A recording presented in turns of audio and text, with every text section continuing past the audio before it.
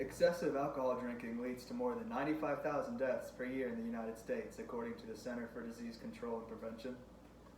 Marijuana is a natural plant grown on this earth that has been used for natural remedies since the beginning of time.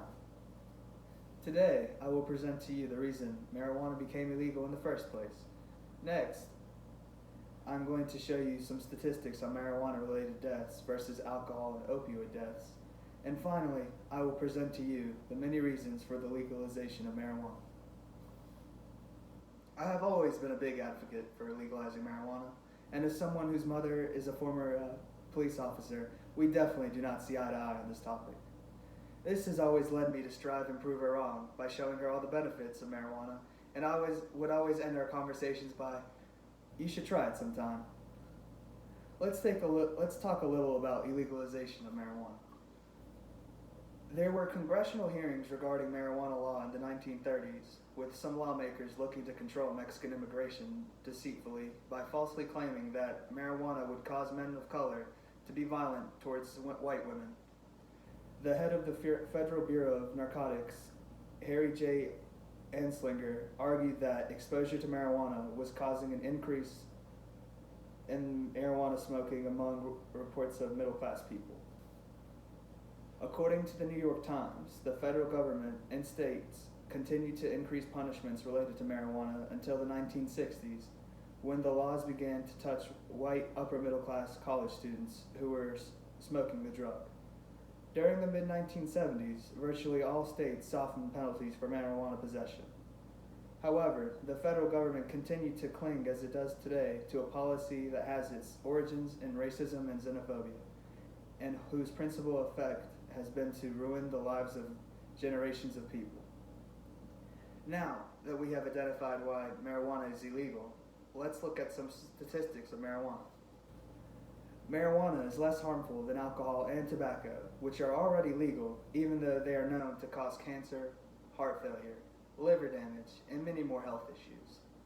More than half of U.S. adults, over 128 million people, have tried marijuana. Nearly 600,000 Americans are arrested for marijuana possession annually. That's more than one person a minute. According to American Journal of Public Health, legalization of cannabis in Colorado was associated with short reductions in opioid-related deaths. As additional data became available, research should replicate these analyses in other states with legal recreational cannabis. In 2014, 61% of all poisonings involved in of all drug poisonings involved in opioid, representing nearly 30,000 deaths. Public support for legalizing marijuana went from 12% in 1969 to 64% in 2014.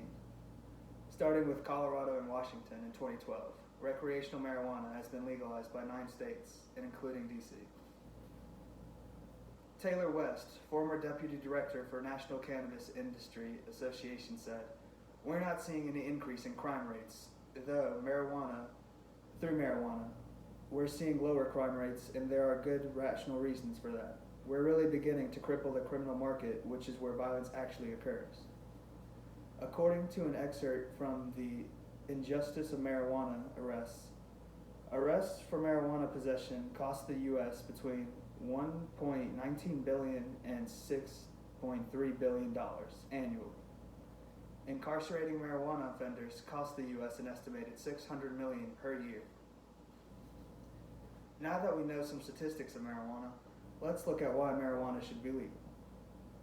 According to the Medical Marijuana Incorporation, by the late 18th century, early editions of American medical journals recommended hemp seeds and roots for the treatment of inflamed skin, incontinence, and venereal diseases.